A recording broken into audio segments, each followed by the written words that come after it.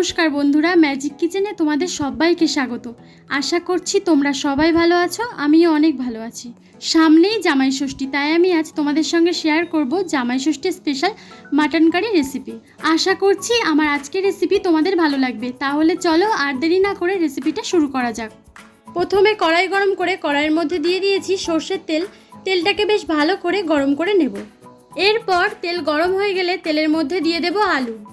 আলুগুলোকে কিন্তু আমি খুব বেশি বড় করেও কাটিনি, আবার খুব বেশি ছোট করেও কাটিনি, মাঝারি সাইজে কেটেছি।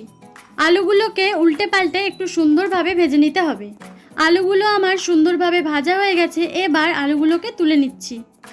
এবার ওই তেলের মধ্যেই দিয়ে দেব 1 চা চামচ গোটা জিরে, 2টো বড় সাইজের পেঁয়াজ কুচি, 4টে কাঁচা লঙ্কা আর দিয়ে দেব 2 চা চামচ রসুন বাটা। এবার নেড়ে চেড়ে পেঁয়াজ রসুনটা ভালোভাবে ভেজে নিতে হবে। আর এখানে আমি আরেকটু পরিমাণে সর্ষের তেল অ্যাড করছি।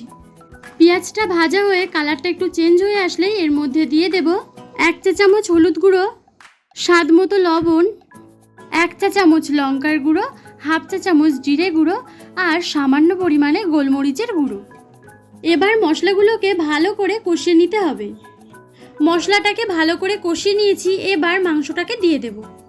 ভালো করে মাংসটা মশলার সাথে মিশিয়ে নেব আর কিছুক্ষণ এভাবেই কষিয়ে নেব।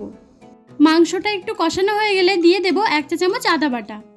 আদা দিয়ে মাংসের সাথে ভালো করে মিশিয়ে নিয়ে এবার যে আলুগুলো ভেজে রেখেছিলাম, ভাজা আলুগুলোকে দিয়ে দেব। এবার আলু আর মাংসটাকে 9 থেকে 10 মিনিট ভালো করে কষিয়ে নেব।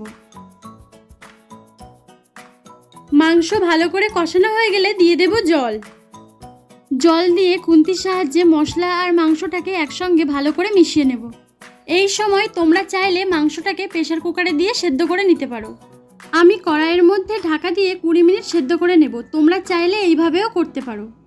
মাটনটা সেদ্ধ হয়ে গেলে নামানোর আগে দিয়ে দেব 1 চা চামচ মিট মশলা ও 1 চা চামচ গরম মশলা। এবার মশলাগুলো মাংসের সঙ্গে ভালো করে মিশিয়ে নিলেই আমাদের মাটন কারি একদম রেডি।